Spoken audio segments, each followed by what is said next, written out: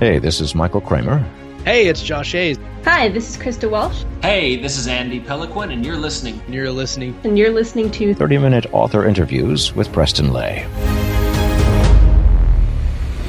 Woohoo! Hey everybody, we've got a great episode for you today. But first I want to tell you about two of our sponsors. First up is Serial Box. Serial Box delivers exciting episodes of ongoing stories straight to your device every Wednesday. They bring everything that's awesome about TV to what's already cool about books with addicting serials you can take with you on the go.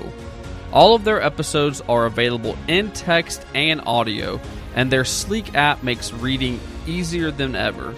They have a range of titles from gritty urban thrillers to sexy sword-fighting fantasies and everything in between. Season 2 of The Witch Who Came In From the Cold just started up. The Witch Who Came In From the Cold, all the subterfuge of the Americans with a dark dose of magic.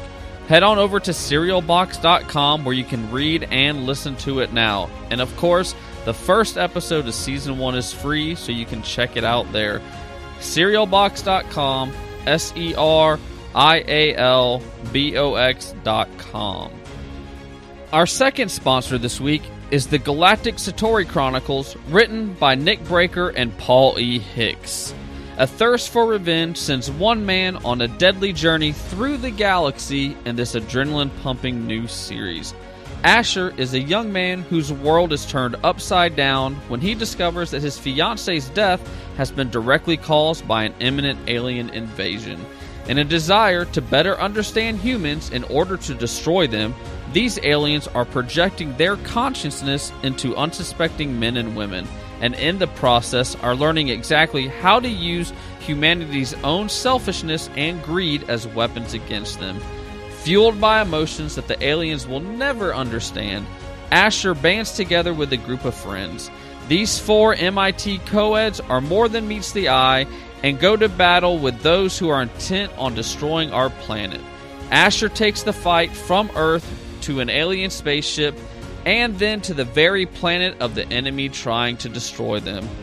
Galactic Satori Chronicles can be found on Amazon, where Book 1 Earth and Book 2 Chron are only 99 cents. Welcome everybody to this episode of 30-Minute Author Interviews, and our guest this week is Dennis E. Taylor. Thank you for taking time out of your day and coming on 30-Minute Author Interviews. Oh, glad to be here. Yeah. For my listeners that might not know who you are or what you do, can you kind of give them a bio on who you are and what you do? Okay, well, first and foremost, I'm a computer programmer. Have been for, 30 years now. I work for a large insurance company.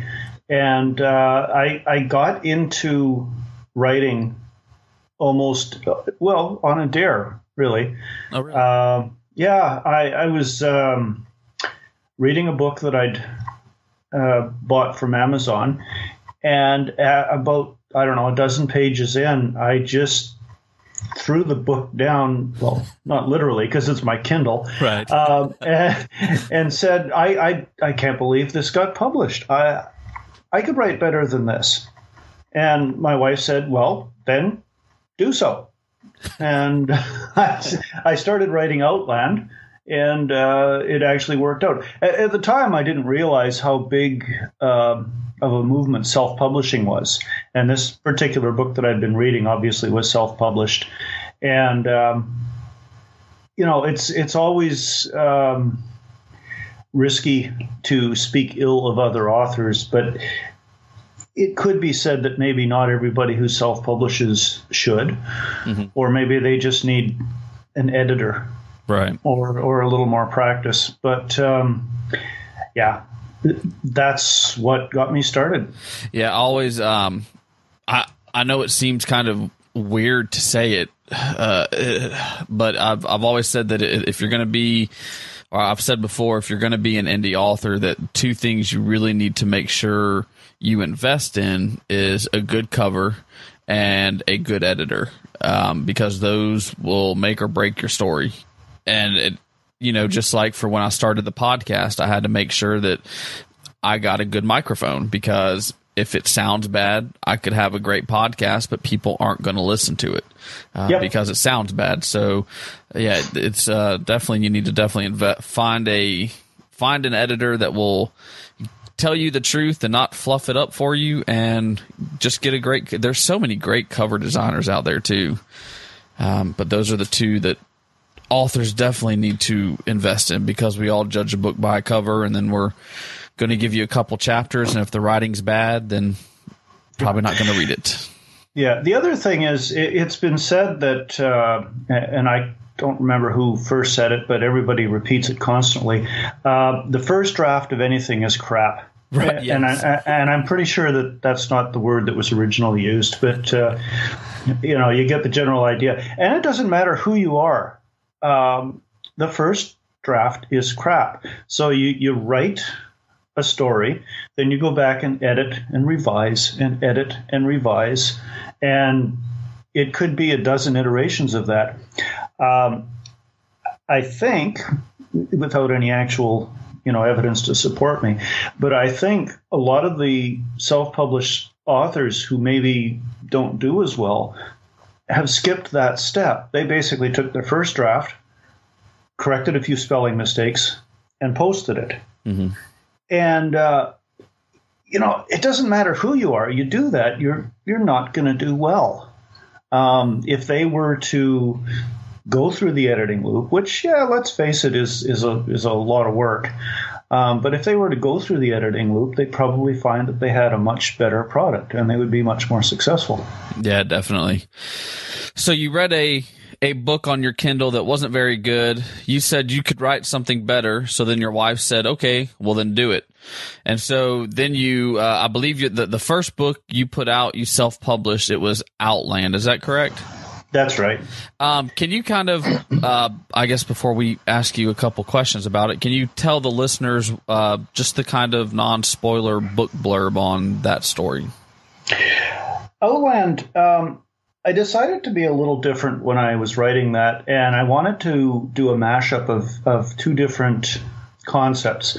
Most books that get written are single concept thing. It's either end of the world, it's a zombie plague, it's first contact with aliens, it's vampires, whatever it is, it's the one thing. So I decided to try two different things. End of the world and interdimensional travel. So the Yellowstone volcano blows up and it's destroying civilization, but there's a way out, and a group of university students take that way out. I think it's interesting just from the point of view of seeing how people react and so forth. I read the book now and I think, wow, this could use some more editing. So do you plan on maybe pulling it off Amazon and re-editing it and then putting it back out? Well, except for the pulling off part, but yes, I am definitely going to re-edit it. I actually have a publishing contract with Audible.com for Outland and the sequel, which I'm tentatively calling Earthside. That's about a third written right now. Oh, okay. But before I give the thing to Audible for them to produce, I want to re-edit it. I can do a better job now. I've learned a lot since I wrote the first one. I have a better feel for pacing, conflict, chapters, you name it. You learn as you go, right? Stephen King said you have to write 1 million words before you're ready to publish. Mm-hmm. So there it is. So do you remember what it was that inspired your Outland story? It was one of two ideas that I had in my head. And I've been a science fiction reader since I was in grade 5. Okay. The first book I ever read was The Lost Planet by Angus McVicar. And it stuck me on science fiction, and I've never really left science fiction since. But, 50-odd years of reading science fiction, you come up with a few ideas of your own. I had two ideas, and I pretty much flipped a coin to decide which one I would write first. That was Outland. And the other idea, of course, was We Are Legion. Mm-hmm. So that one got put off for a year. And when you said you were young, what was the book called? You said it was The Lost Planet? Yeah. Do you remember what it was about that book that just stuck with you so much? To answer that, you'd have to ask science fiction readers what it is that they like about science fiction. You'll probably get 1,000 different answers, but I think it probably all boils down to sense of wonder. Mm-hmm. There's one thing that science fiction, and I suppose fantasy as well, provide better than any other genre, in my opinion, is sense of wonder. Aliens, spaceships, the unknown. Mm-hmm. You have a particular mindset and you're looking for that type of thing. Some people love to read horrors and thrillers because they love to have the crap scared out of them. Right. Other people like to read romances because they love that emotional charge. It's an individual thing. I love science fiction. I read almost nothing else. Now, have you gone back and reread that book, and did you get the same feelings about it as you did when you were young? The Lost Planet? Yes. Yeah, actually, it's on Amazon. And by the way, I'd like to just throw out a complaint at Amazon right now. Okay. The Lost Planet is part of a trilogy. It's The Lost Planet, Return to the Lost Planet, and Secret of the Lost Planet, if I remember right. And they have books 1 and 3 on Amazon and not book 2. Oh, really? Yeah, so grr. Yeah, book 2 up. Yeah, it might be the publisher's fault too. But anyway, I bought it when I saw it, just for nostalgia's sake. And I read it. And the first thing that strikes me is that it's much shorter than I remember it being. It's really a novella. Oh, okay. Yeah, and there's not as much action. There's a lot more wandering around, if you will. But that's how they wrote in those days, I suppose. I still enjoyed it. Okay. Now, you said the second story idea that you had ended up being the We Are Legion, We Are Bob. And that story was actually picked up by a publisher. So when you wrote We Are Legion, We Are Bob, did you plan from the beginning to shop that one around, or did it just kind of happen? No, I shopped it around. I shopped Outland around. Oh, okay. I sent out 50 or 60 queries to 50 or 60 agents and got 50 or 60 rejections or ignores, which is a rejection. In fact, I got a rejection from my current agent. Oh, did you? Yeah. But, going back and reading Outland, I can understand why. It needs work. It was a first effort. Mm-hmm. And that's fine. Yeah. So for my listeners that don't know what We Are Legion, We Are Bob is about, it's actually part of a series called the Bobiverse series.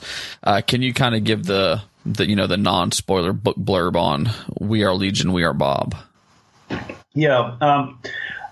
Bob, Robert Johansson, is an engineer, software developer, all-around nerd who owns a software company and sells it and makes a lot of money, and buys a cryonics account, where they freeze you at death, and hopefully you get revived in the future. Mm-hmm. He immediately gets himself killed, of course, crossing the street, and wakes up in the future, except when he wakes up, he's not human anymore. He's a computer programmer.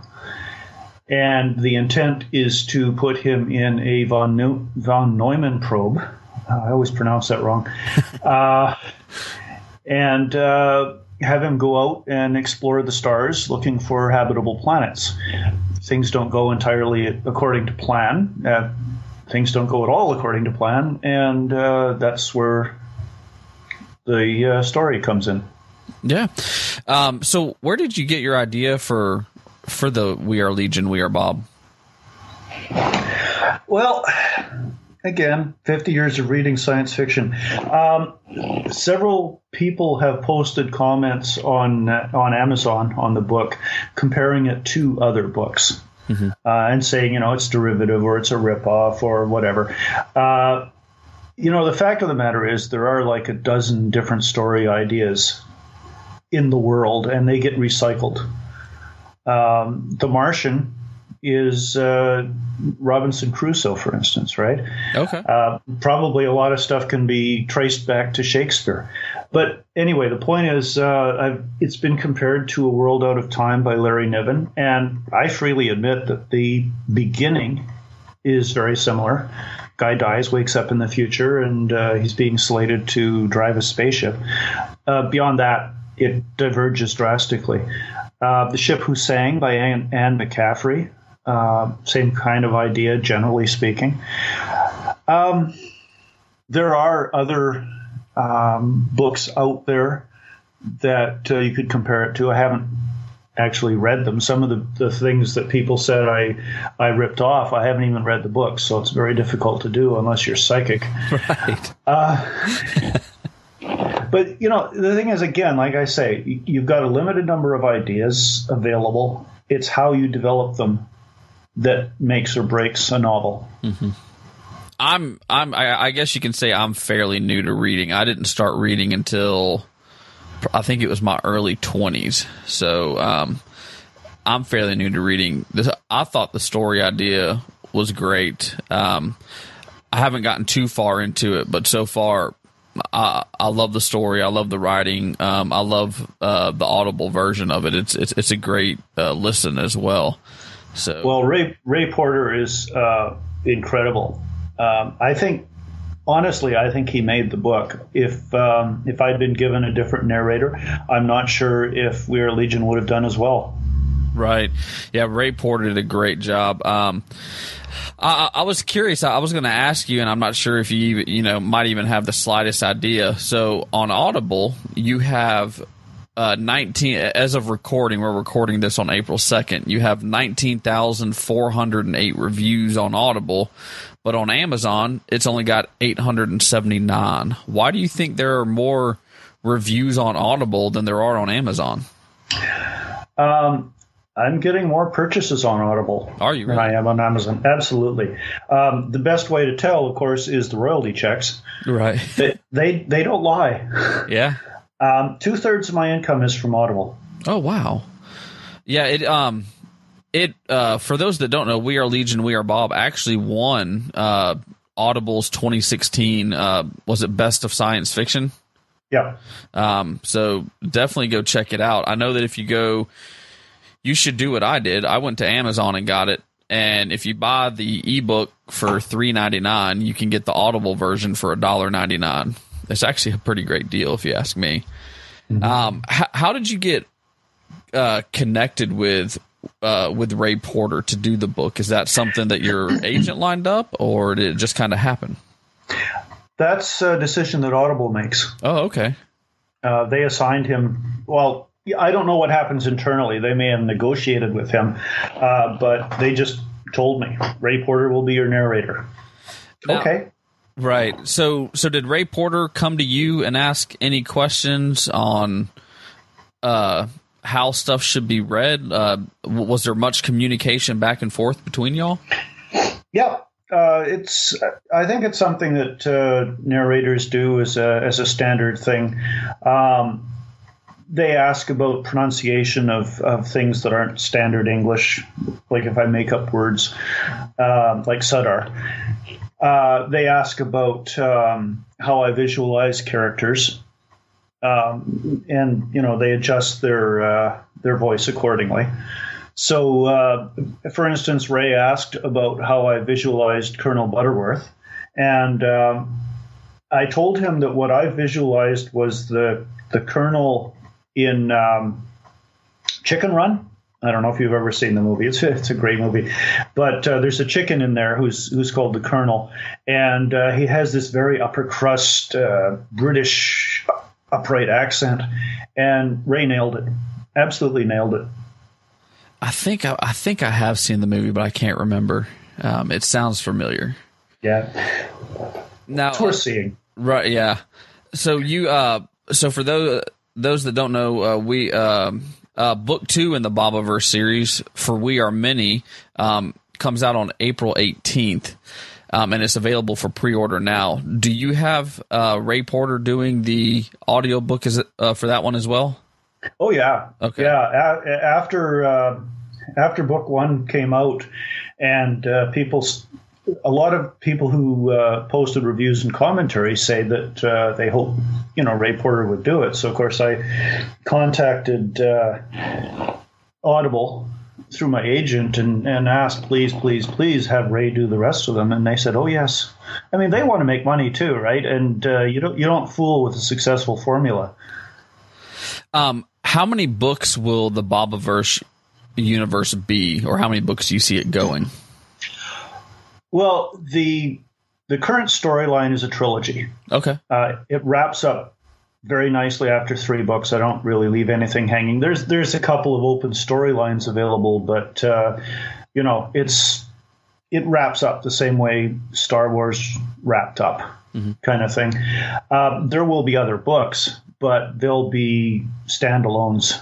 Following some particular Bob or some particular circumstance or something like that. They'll be in the Bobiverse universe. Okay. And do you have a timeline on when you see book 3 maybe coming out? Well, excuse me. Book 3's been edited. We're trying to find a copy editor just to fix up the ebook version, but as far as the Audible version is concerned, it's ready for Ray to read.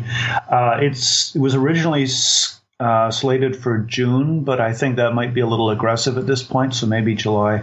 Okay, that's I don't know. That's just one thing I love about a lot of things indie authors do, and I know this was picked up by a publisher, but getting the whole thing out in less than a year, I hate having to wait a year in between books. So I'm glad you're kind of putting them out so quick or that fast. I think that's a great strategy to do. Right. Well, I'm a hybrid author, I think. I'm published through Audible, so traditional contract, advance, royalties being paid, and so on and so forth. But the ebook and the paperback are done through Ethan Ellenberg's private label press, which essentially is like indie publishing, except that he takes care of it, or his staff takes care of it for me. Right. But it's not much different in principle from indie, from doing it yourself. It's primarily ebook. It's exclusive to Amazon. The paperback's done through Create Space, so it's print on demand. And that might be why 2/3 of the sales are through Amazon, because one of the things that you don't get when you go indie publishing is a whole bunch of marketing muscle behind you. Right. Whereas Audible does market and have marketed Legion. So you said that book 3's already written. Have you started a new story now? Are you working on anything currently at the moment that you can give us a hint on?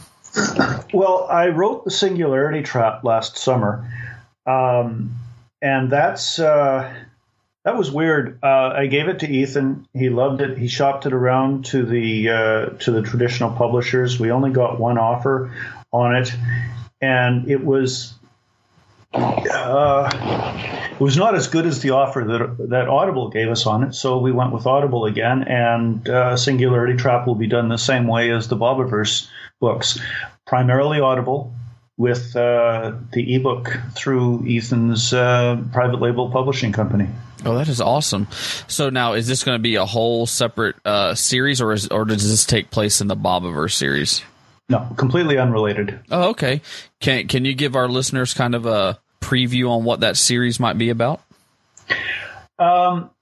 It is set in the solar system in the relatively near future, I think 100 years or so. I love that 100-year interval for some reason. The full blurb's up on my website, but the essential idea is that interplanetary miners who go through the asteroid belt looking for mineable metals discover an alien artifact the alien artifact triggers and gets on one of the miners, and he finds himself gradually turning into metal. Now, I expect a certain amount of comparison with Alien, because, of course, you remember in Alien, they go into the alien spaceship, they look around, some guy gets jumped by the face hugger. Anyway, the guy is gradually getting turned into metal, and by metal, I don't mean a statue, I mean an android. And he discovers that the artifact is, in fact, a singularity trap. And it's put out by an alien species to make contact with local intelligences. And to go beyond that would be too spoilerish. Okay. Now is that going to be a trilogy as well? No, that's standalone. Oh, okay, standalone. Sounds good. One thing I wanted to ask you was in the We Are Legion, We Are Bob, and the Bobiverse series, you kind of briefly hinted at it that there are multiple versions of Bob that come about in this book. Was it difficult for you to write different versions of Bob and remember which one was which? No, not remembering, because when you're writing the book, you're immersed in it, and the characters become very real to you. The thing is, when that book went through a lot of iterations. For instance, when I first wrote it, it was in third person, and that didn't work well, so I switched it to first person. When I first wrote it, they didn't have the VR system, the virtual reality system, but I found that what I ended up with was a lot of talking heads. So I stuck in the virtual reality system and so forth. And one of the things is that initially all the Bobs were very similar. And Ethan said to me, you should vary the personalities more so that they come across as individuals. So I did that. I stuck in, differences in preferences, differences in behavior, and so forth, and they became different people. How long was it from when you started writing the idea or first started writing the story to when it actually finally came out? Since you said you went through all these different iterations of the story, how long was that total process for the story? Well, I think I started writing the story in January 2015, and I queried it in July 2015, and Ethan picked it up right away, and then he started trying to shop it around. We got a bite from Steve Feldberg at Audible almost right away, but very little enthusiasm from any of the traditional publishers. So it actually went another 6 months before we signed with Audible and decided to just go with the ASP. That's the private label thing, rather than continuing to pursue traditional publishing. And then in September of 2016, of course, it was finally published. Well, here at the Leigendarium and 30-minute author interviews, we like to end each of our episodes on a segment that we call the legendary ending. These questions are kind of book related, but not really. So the first question is, what songs are currently on your writing playlist? Oh, wow. I have about 700 songs on my iPod. Yeah. and it's all over the place. It's very eclectic stuff from the 50s, current stuff, country, hip hop.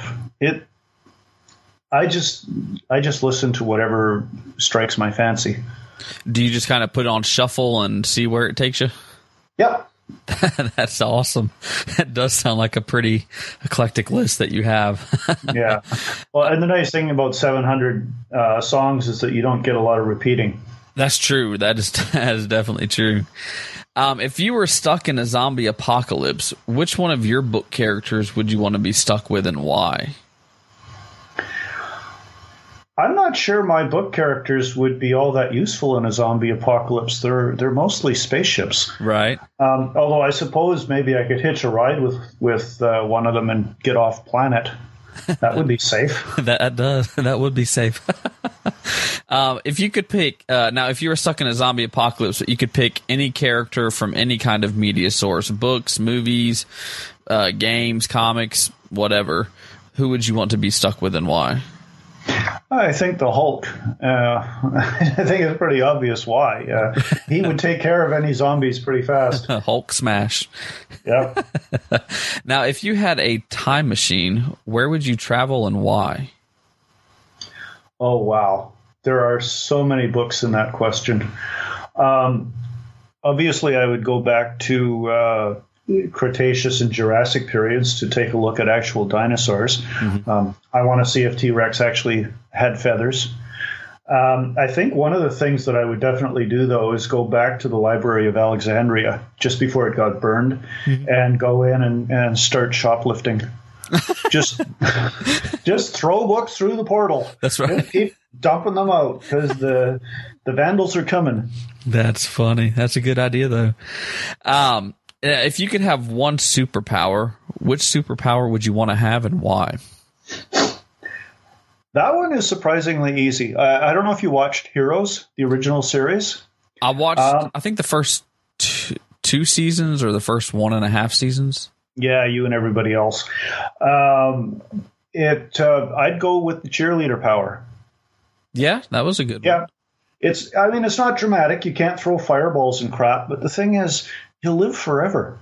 And then you wouldn't need a time machine. You could see as far into the future as you wanted to. Yeah. Because you'd live it.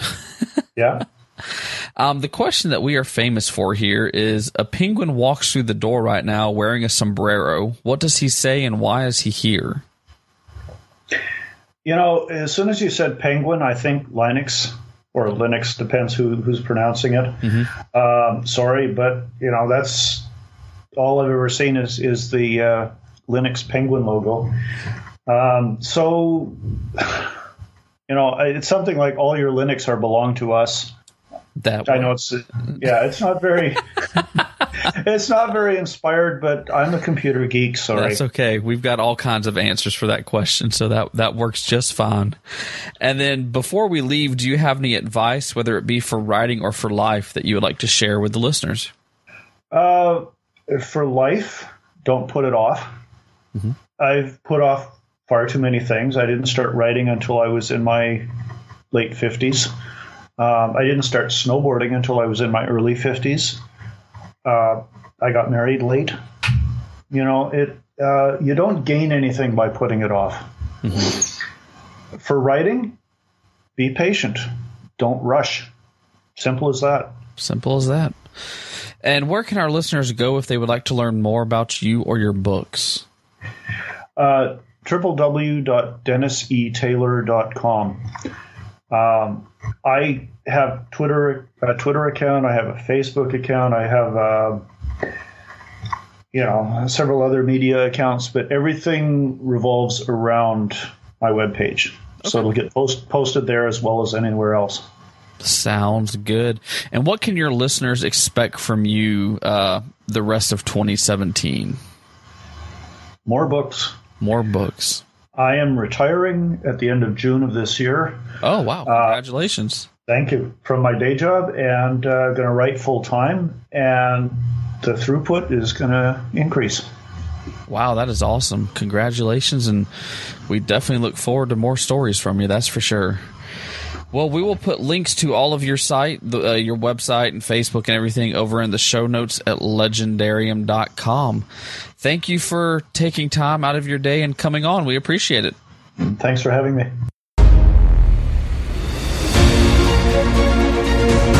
Well, everybody, that is all the time we have for this episode. Thank you so much for tuning in to 30-Minute Author Interviews. We hope you come back next Wednesday and every Wednesday for another great author interview.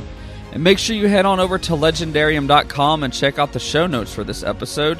In the show notes, you're going to find the links to where you can learn more about Dennis E. Taylor and his books. And you're also going to find the links to our sponsors, the Galactic Satori Chronicles by Nick Breaker and Paul E. Hicks, and also Cereal Box. Let them know that you heard about them right here on 30-Minute Author Interviews. And have you missed an episode or didn't get to listen to all of them? Well, you can find 30-minute author interviews on YouTube, iTunes, Google Play, and any other place you can find podcasts. And we'd also like to thank a few of our Patreon subscribers. We would like to thank Nick Breaker, Diane S. Loftus, Third Scribe, and Maggie Stewart Grant. They are supporting 30-minute author interviews through Patreon, and they're also receiving the very special Patreon-only podcast called 10 Questions With. So visit patreon.com/legendarium and find out how you can support 30-minute author interviews as well. Until next time, stay legendary.